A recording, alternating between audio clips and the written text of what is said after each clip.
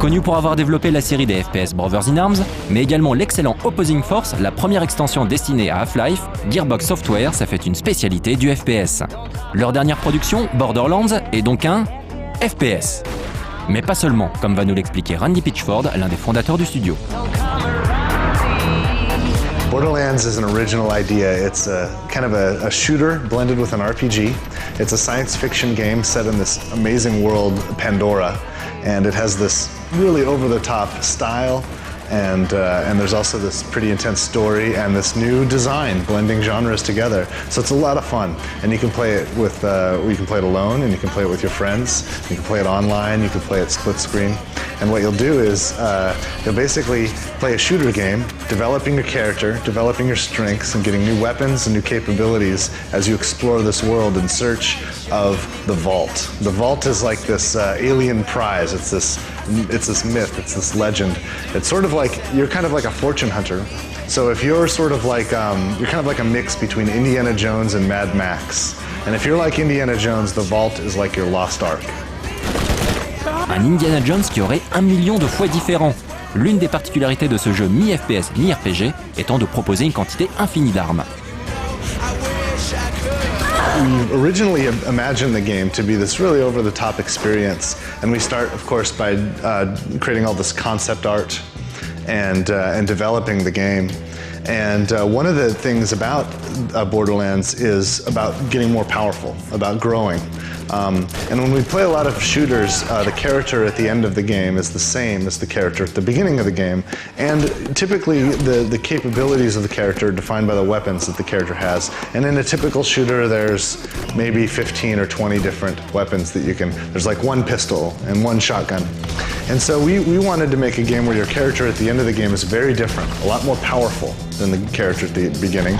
And we wanted the tool, the most important tools of that power, the weapons, to be very robust. We wanted lots of options. We wanted every gun we have ever loved from all the other games we've ever played, and then a whole lot more that that no one's ever thought of before.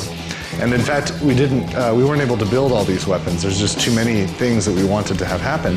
So instead, we built artificial intelligence. We wrote software that created the guns for us. And yes, there are millions of guns in Borderlands. There are more weapons in Borderlands than in every shooter on the Xbox 360 and every shooter on the PlayStation 3 added together. And it's fun to discover things. Every day I find new weapons in the game that I've never seen before.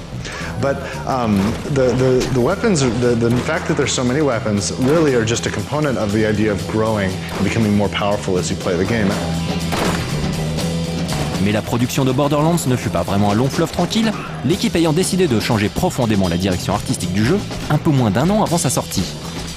Une décision risquée. The style is this kind of vibrant, over-the-top look, this original look. When we started development, we developed a bunch of concept art to imagine the world, and there was a lot of character in the concept art, and it was very much over the top. When we began developing the game, we produced a lot of very realistic content. And so the game had a very realistic look to it. We decided around the end of last year, or towards the end of last year, that we were going to go ahead and spend more time on the game design to fulfill the promise we'd made to ourselves about what kind of game it was going to be, to truly blend the role-playing game with the shooter game.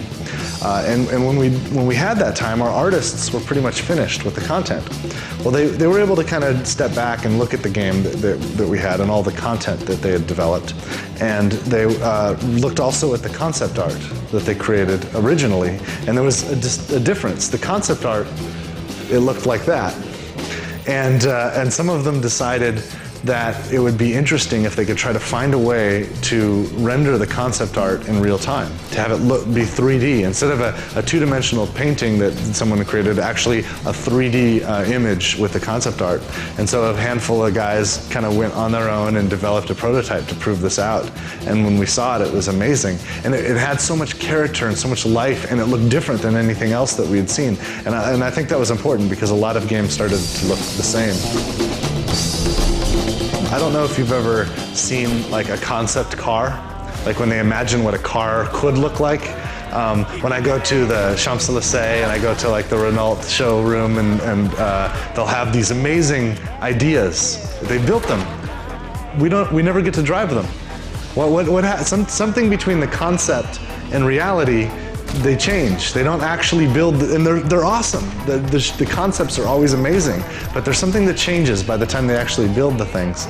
And our artists were very fortunate. They were able to look back at their concept and take the time to actually, let's have the concept. Let's have that cool, over-the-top, crazy thing that we never actually get. Let's actually get that. And that's what we've done with Borderlands, with the style. Voilà, vous savez maintenant pourquoi Borderlands possède ce look cel-shaded, permettant au jeu de bénéficier d'une ambiance unique entre le comic book SF et le western post-apocalyptique. Et pour savoir si l'équipe de Gearbox a finalement réussi son pari, il suffit de patienter encore un peu, la critique du jeu étant diffusée un peu plus tard dans ce classé 18+.